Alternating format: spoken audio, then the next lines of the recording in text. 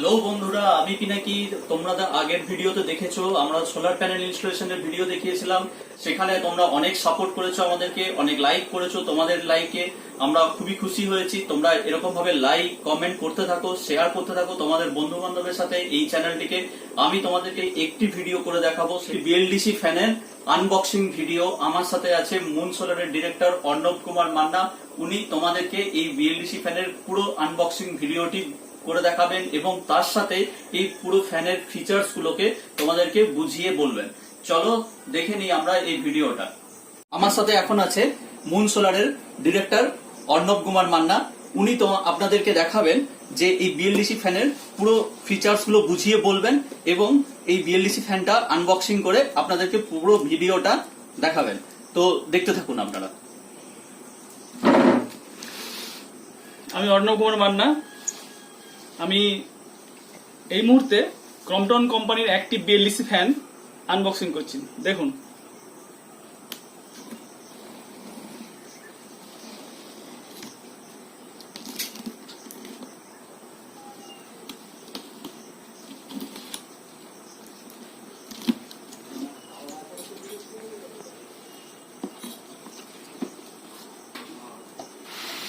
এই হচ্ছে ক্রম্পটন কোম্পানির বিএলডিসি ফ্যান।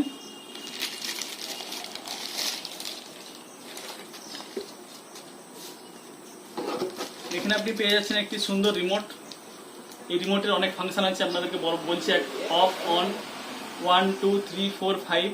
এছাড়া এর একটি সুন্দর বৈশিষ্ট্য আছে এসির মতো। এই ওয়ান যে বাটন আছে, এই বাটনটা আপনি যদি প্রেস করেন তাহলে 1 ঘন্টা পর পাখাটা অটোমেটিক বন্ধ হয়ে যাবে। 2H প্রেস করলে 2 ঘন্টা পর বন্ধ হয়ে যাবে। 3H প্রেস করলে 3 ঘন্টা পর বন্ধ হয়ে যাবে। 4H প্রেস করলে 4 ঘন্টা পর বন্ধ হয়ে যাবে। এটা হচ্ছে ক্রম্পটন কোম্পানির অ্যাক্টিভ বিএলডিসি ফ্যানের রিমোট। একটি স্ট্যান্ড, এই স্ট্যান্ডটি হচ্ছে অ্যালুমিনিয়ামের। অন্যান্য পাখাতে যেমন টিনের থাকে, এটা ব্র্যান্ড যেহেতু ক্রম্পটন কোম্পানি বার করিয়েছে অ্যাক্টিভ বিএলডিসি ফ্যান, যেটা টোটালটাই অ্যালুমিনিয়ামের উপর সুন্দরভাবে কালার করা আছে। একটি বৈশিষ্ট্য হচ্ছে পাখার এখানে কোনো কন্ডেনসার নেই, অর্থাৎ এই পাখাটি ম্যাগনেট। যা হবে এই ম্যাগনেটের মাধ্যমে আপনার পাখাটি চলবে। এখানে দেখতে পাচ্ছেন এই কালার, এই দুটো কালার হয়, একটা হোয়াইট একটা ব্রাউন। এছাড়া এই পাখার কোনো কালার পাওয়া যায় না। এই অ্যাক্টিভ বিএলডিসি ফ্যানের বৈশিষ্ট্য হচ্ছে খুব কম কারেন্ট পড়ে এখানে, অর্থাৎ এটা মাত্র 35 ওয়াটের ফ্যান। এই ফ্যানটি একটা বাড়িতে যদি 3টে ফ্যান চলে, সেটার এখন যে ফ্যানগুলো চলছে আপনাদের বাড়িতে, সেই ফ্যানগুলো হচ্ছে 110 ওয়াট। তার বদলে আপনি সেই একই সেম কারেন্ট খরচে এইরকম 3টে ফ্যান চালাতে পারবেন। সেটা একমাত্র সম্ভব করেছে ক্রম্পটন কোম্পানি। ক্রম্পটন কোম্পানির অ্যাক্টিভ বিএলডিসি ফ্যান পাওয়া যাচ্ছে মুন সোলারের সমস্ত অফিসে। 5 বছর ওয়ারেন্টির যে পাখা আছে, সেই পাখার ব্লেড এটা হচ্ছে ব্রাউন কালার, দেখতে পাচ্ছেন আপনারা। এই ব্রাউন কালারের ব্লেডটাও 5 বছর ওয়ারেন্টি। আমি এটাকে কাটলাম। এরপর এই বাক্সের ভেতর থেকে অ্যাক্টিভ বিএলডিসি ফ্যান ক্রম্পটন কোম্পানির বার করছি। এখানে 3টি ব্লেড থাকে, ঠিক আছে। আপনারা দেখতে পাচ্ছেন অ্যাক্টিভ বিএলডিসি ফ্যানের ভেতর যে 3টি ব্লেড আছে। এটি হচ্ছে একটা ব্লেড,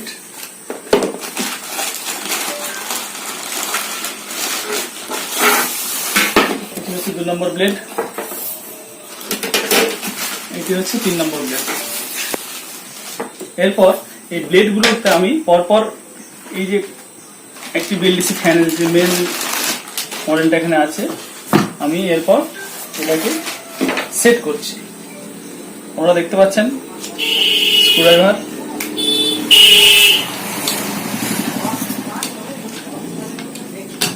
এটাকে খুলতে হচ্ছে। নতুন তো, সেই জন্য একটু চাপের মধ্যে আছে। আস্তে করে ট্রাই করবেন, সব খুলে যাবে। এইভাবে একটি ব্লেড সবগুলো হালকা করে খুলে দিচ্ছি। এর পরেরটাও আমি খুলছি।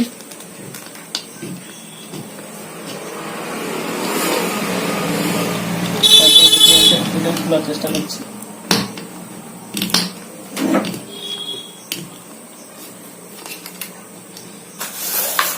আর সুবিধার জন্য এটা আমি ঘুরে নিলাম।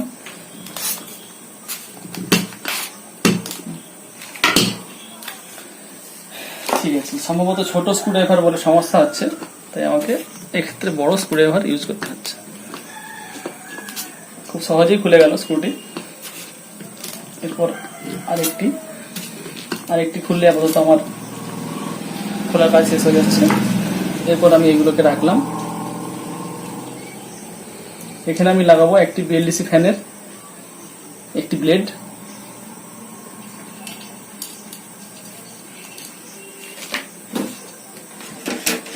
আপনারা দেখতে পাচ্ছেন এইভাবে ফ্যানের একটি ব্লেড লাগানো হচ্ছে। খুব সুন্দর করে লাগাতে হবে এটা, কারণ এই ব্লেডটা যেন না কাঁপে। কারণ যদি ব্লেডটা এখানে লাগানো ঠিকঠাক না হয় তাহলে পাখাটি দুলতে থাকবে, অর্থাৎ পাখাটিতে ঠিকঠাকভাবে হাওয়া আমরা পাবো না। স্ক্রুড্রাইভার দিয়ে প্রথমে হাত দিয়ে টাইট করে নিচ্ছি, এরপর আমি আরেকটিকেও হাতে করে টাইট করে নিচ্ছি। অবশেষে আমি স্ক্রুড্রাইভার নিয়ে সবগুলোকে সমানভাবে টাইট করে দিচ্ছি।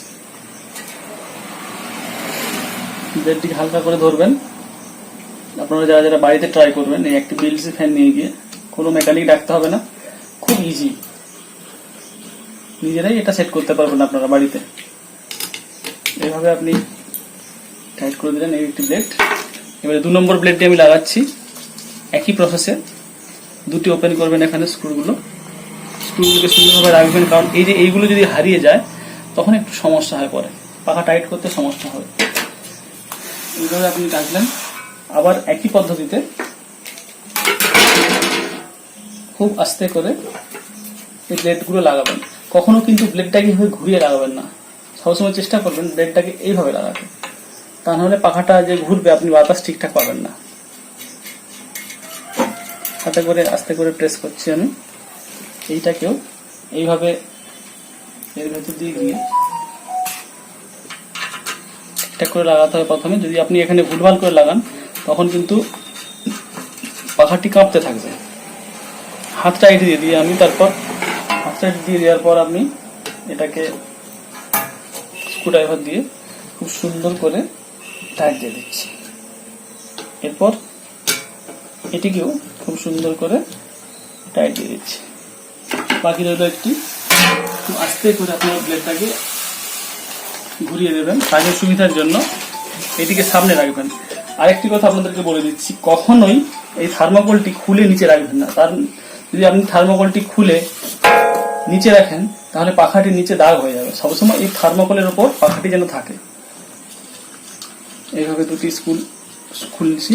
এটাই হচ্ছে আমার লাস্ট।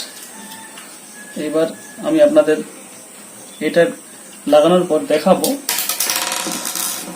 কিভাবে পাখাটিকে সেট করতে হয়, অর্থাৎ রিমোটের মাধ্যমে পাখাটিকে আপনারা চালাতে পারবেন। যেখানে আপনাদের কোনো উঠে গিয়ে হাতে করে রেগুলেটর সেসব যুগ শেষ হয়ে গেছে। এটা হচ্ছে অ্যাক্টিভ বিএলডিসি ফ্যান। এই ফ্যানটি রিমোটের সাহায্যে চলবে, মাত্র 35 ওয়াট। অর্থাৎ এই ফ্যানটি যদি আপনার বাড়িতে চলে আপনার ইলেকট্রিক খরচ খুবই কম হবে, কারণ এটি একটি বিএলডিসি ফ্যান, মাত্র 35 ওয়াটের ফ্যান। সাধারণত আপনাদের বাড়িতে যে ফ্যানগুলো চলে 100 ওয়াট 110 ওয়াট, আর এটা হচ্ছে 35 ওয়াটের ফ্যান। ঠিক আছে বন্ধুরা, আমার টাইট প্রায় শেষের পথে শেষ। এরপর একটি বিএলডিসির যে রিমোট আছে আপনারা দেখতে পাচ্ছেন, এই হচ্ছে রিমোট। রিমোটে দুটি ব্যাটারি লাগাতে হবে। সেই ব্যাটারি দুটি কিভাবে লাগাবেন আমি সেটাও আপনাদেরকে দেখিয়ে দিচ্ছি। এভাবে খুলবেন রিমোটটি। খোলার পর পেছন দিকে হালকা করে প্রেস দেবেন, খুলে গেল। এরপর দুটো ব্যাটারি পজিটিভ নেগেটিভ আপনারা দেখে নেবেন।